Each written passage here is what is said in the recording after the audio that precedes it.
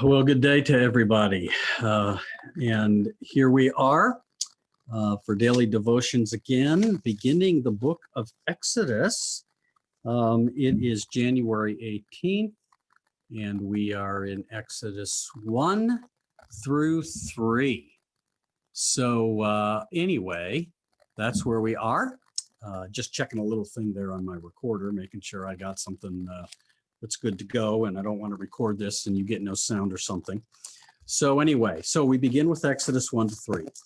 So let me read to you. I want to read to you just a brief introduction of the book of Exodus from the Wesley Study Bible. So this gives us an overview of the book. The book of Exodus narrates the fundamental act of salvation for God's people in the Old Testament. The deliverance of Israel from oppression and bondage in Egypt. The Exodus freed the people of God to serve the missional purposes of God for all of humanity. These purposes involve entering into covenant with God on Sinai so that Israel can serve as a priestly kingdom and a holy nation. Through the law given at Sinai, Israel is called to embody in its corporate life together the character of the God who delivered the people from Egypt. The God-shaped ethos of Israel is to serve as a vital testimony to the nations about the God of Israel. As Israel prepares to leave Sinai for its journey to the promised land of Canaan, God instructs the people to build a portable sanctuary, the tabernacle, in which the presence of God will dwell in the midst of God's people. The book of Exodus thus focuses on what it means to live as the redeemed people of God. It asserts that Israel exists as God's people only because of the gracious action of the God who delivered them from oppression. And it also insists that their response to salvation be faithful obedience in the service of God's wider mission to bless all humanity. So that's how Exodus begins. That's the story of Exodus and how Exodus begins. And Exodus, actually, the word Exodus is a Greek word, and it means departure. Literally, it means the way out. And so it's about the departure of God's people from Exodus in the wilderness. And of course, we're going to get long stretches of law giving and details about the law, and we'll get to that when the time comes. But the outline of Genesis or of Exodus is pretty in broad categories. Is chapter 1 through 18, which is the story of the Exodus from Egypt.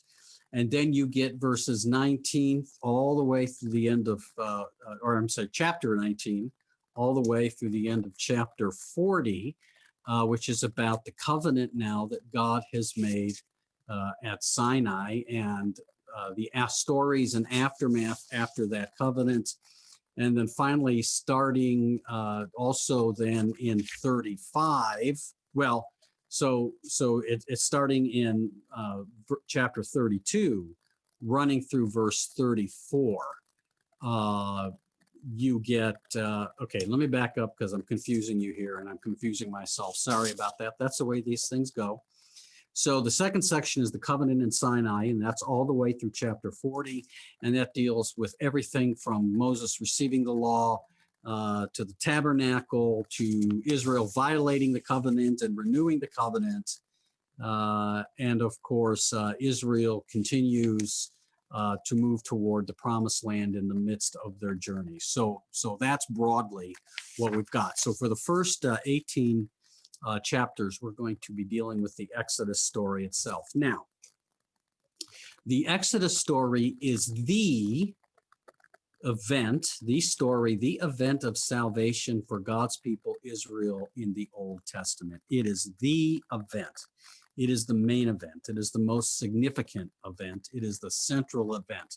It is not possible to overestimate the significance of the Exodus for the Old Testament and for the Jewish people and for understanding the New Testament. If Exodus is the story of salvation for Israel in the Old Testament, cross and resurrection of Jesus is the story of salvation for the people of God in the New Testament, the church. And in fact, once we get to the New Testament, we will see Paul, among other writers, we will see Jesus's death and resurrection as a new exodus, a new liberation, a final and complete liberation from oppression and deliverance for liberation and salvation. So in the Exodus, you have the events of plagues and oppression of the people of Israel. And then you have Exodus, and then you have the covenant. So you have the people are oppressed, God delivers them, God makes the covenant. The parallel story of death and resurrection is cross, which is oppression, and victory, liberation, which is resurrection, and finally covenant, a new covenant through the Spirit on the day of Pentecost. So those are the parallels, and there'll be more of that to come throughout our time together this year. But I just wanted to give that to you now. So let's begin with chapter 1. Chapter 1 begins, here we go, surprise, with a genealogy. These are the names of the sons of Israel who came to Egypt with Jacob, each with his own household. And so it lists them, remember, 70, Joseph's children and grandchildren, number 70. And they settle in the land of Egypt. And we're told that the Israelites are fruitful and prolific. Now, again, maybe we have a little echo of Genesis here, be fruitful and multiply. Here we have Israel obeying the command to be fruitful and multiply, to be prolific. And so we're told they multiplied, they grew exceedingly strong, and the land was filled with them. And then in verse 8, we get, now a new king arose over Egypt who did not know Joseph. And he said to his own people, look, the Israelite people are more numerous and powerful than we.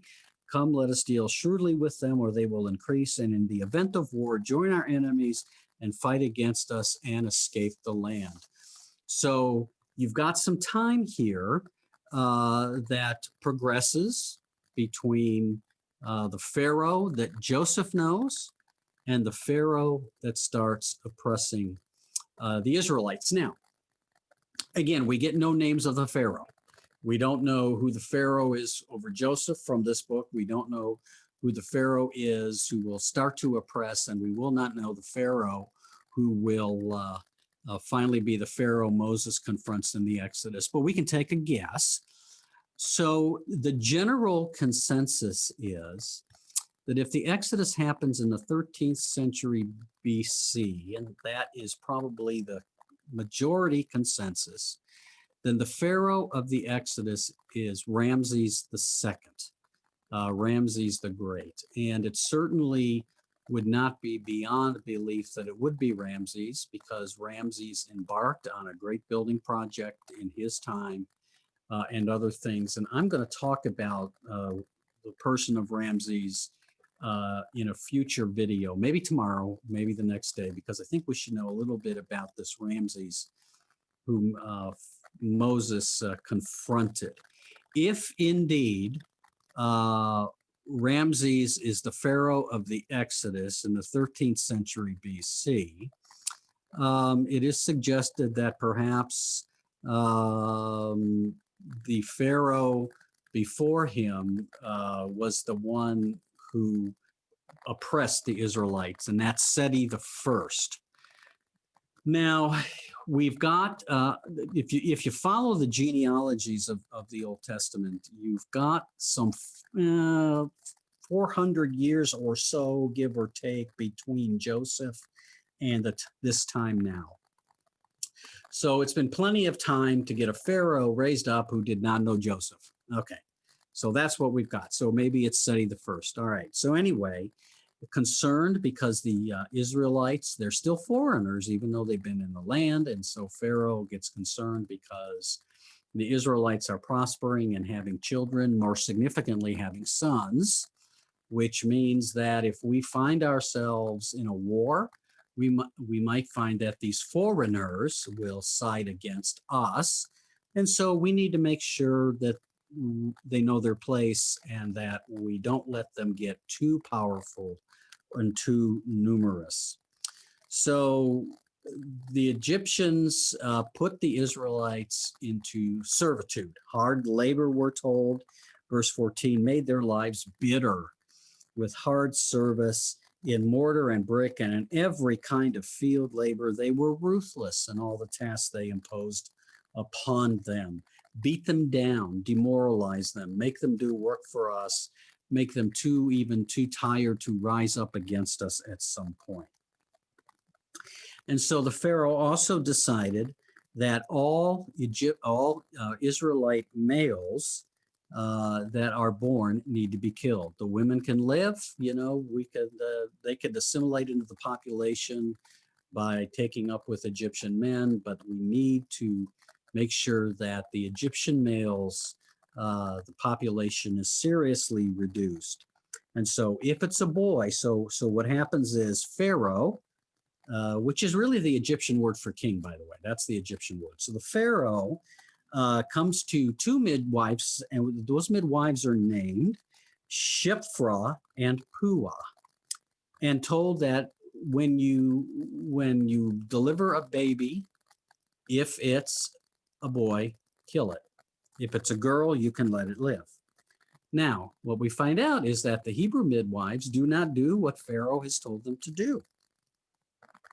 And so they get summoned back to Pharaoh and wants to know why they've allowed the boys to live. And the midwives say, you got to know something. These Hebrew women, boy, they're strong, hardy people. I mean, they work out in the field just like the men, and they do all the hard labor while, the Egyptian women live cushy lives, relaxing on the couch and drinking their tea and eating bonbons and all of that kind of thing. But boy, these Hebrew women are sturdy. And when they give birth quickly. And by the time we get there, they've already given birth and they're gone. So there's just nothing that we can do. Now, there's probably a lot more midwives than these two, but these two are marked out, singled out as an example of what the Hebrew midwives were doing. And it's important here to know this.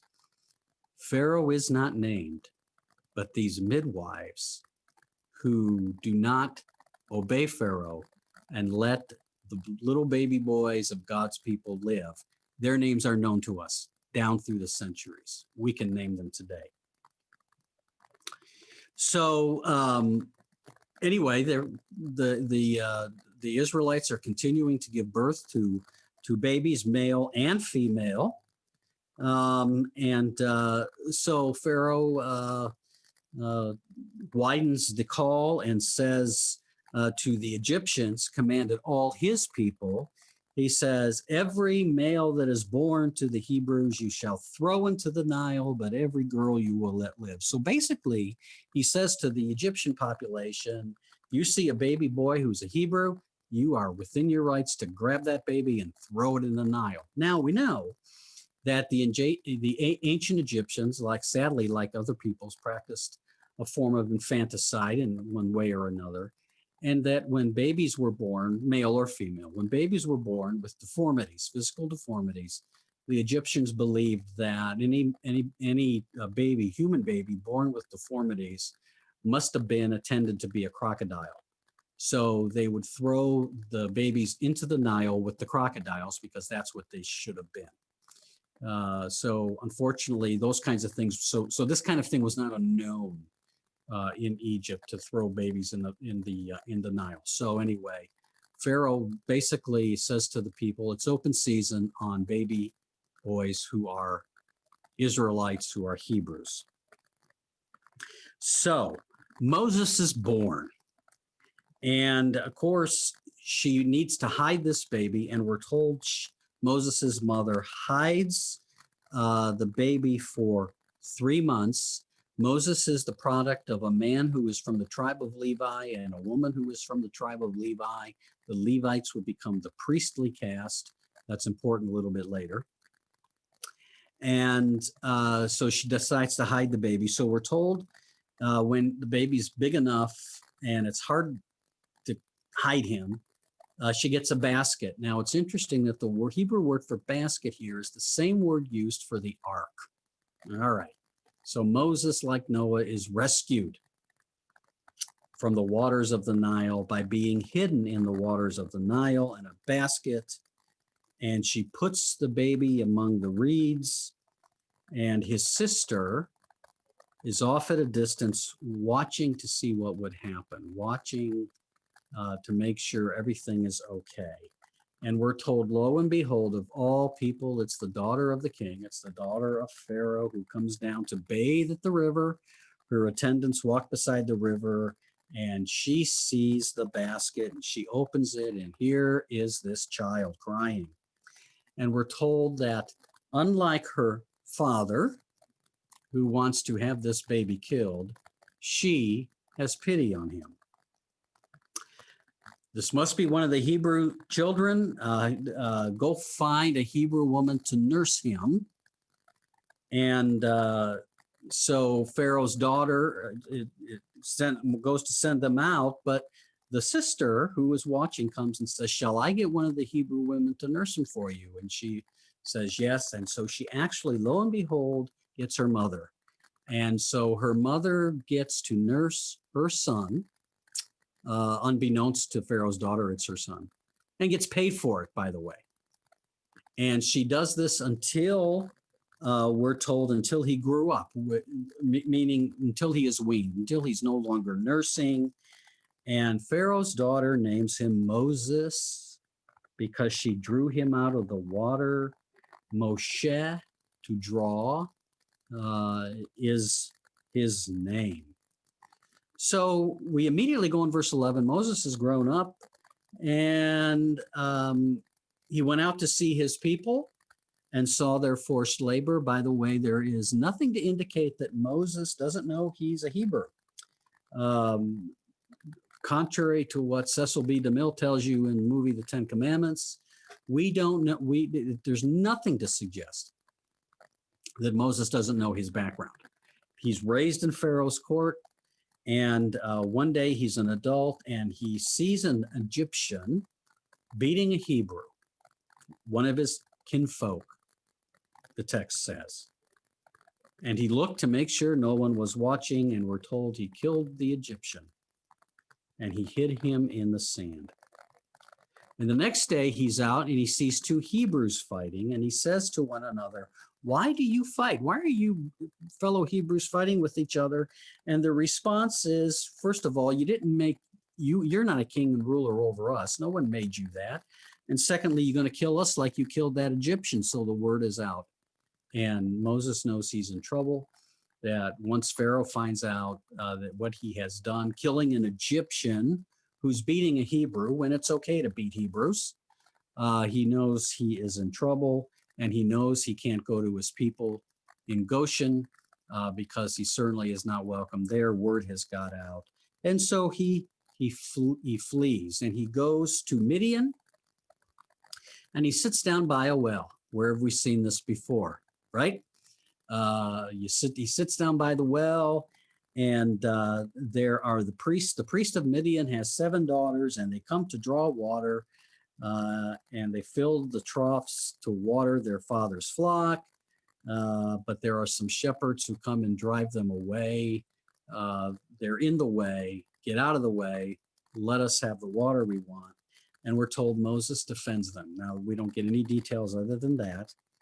And they return. They're there at the well, and Moses not only defends them and chases away the shepherds, but he gives them the water that they need. He draws the water for them.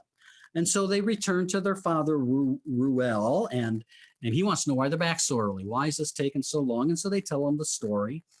And Reuel says, well, why didn't you invite this guy to dinner? Why didn't you have him come to stay with us? Invite him. We need to break bread with him. We need to thank him for what he has done.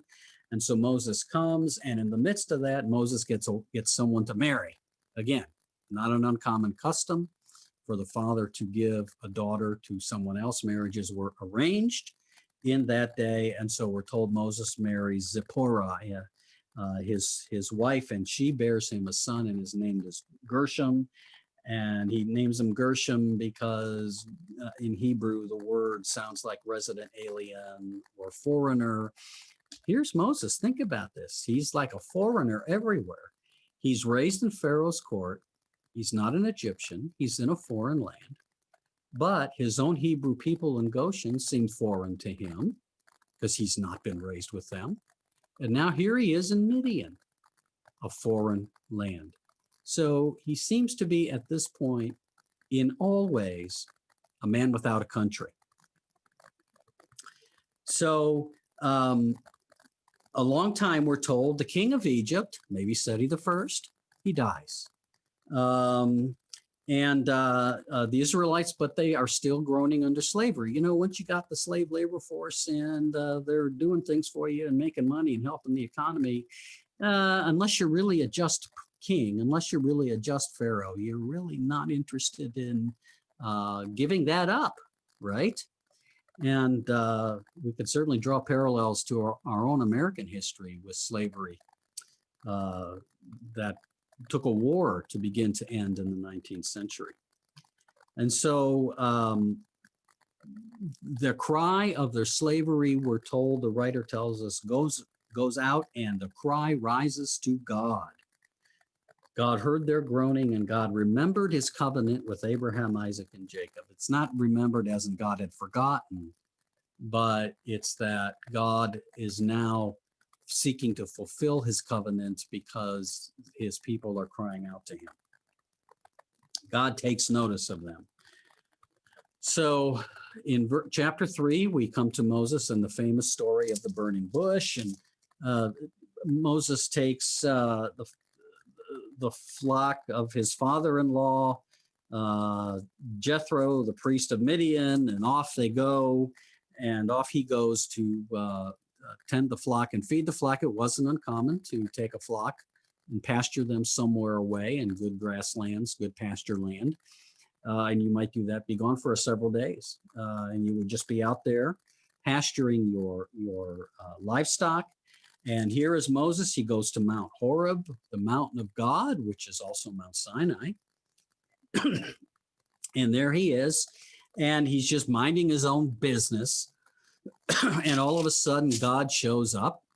The angel of the Lord appears to him out of a burning bush. The flame of fire of a bush, the text says, and the bush was blazing, and yet it was not consumed. And Moses is thinking, gosh, I got to go see what's going on. This is a curiosity. What is happening here? And so he goes to see, and God calls him Moses, Moses. And Moses says, here I am. Now, I got to tell you, I don't think I would respond that calmly, but it's a good response when God calls, just to say, here I am. And the first thing God says is, stop, stay where you are, take off your sandals. This is holy ground. The place where I'm standing is holy. Do not forget that God is holy. We're going to see this more as time goes on, where people can't see the face of God because God is holy. People realize when they're in the presence of God that they cover their mantle, or they feel guilty because God is holy, God is righteous, and they are not. So Moses takes off his sandals. He's on holy ground. And God identifies himself. Here we go. One of the first times to somebody other than the patriarchs. I am the God of Abraham, Isaac, and Jacob. Notice not I was the God, because they're all dead. I am the God. Jesus will use this later on when we get to the Gospels. I am now. I am the God of Abraham, Isaac, and Jacob. Moses hides his face. He's afraid to look. God is holy. God is holy. How can any of us be in the holy presence of God? And then the Lord begins to tell him the story. The people in Egypt, my people in Egypt, I've heard their cry.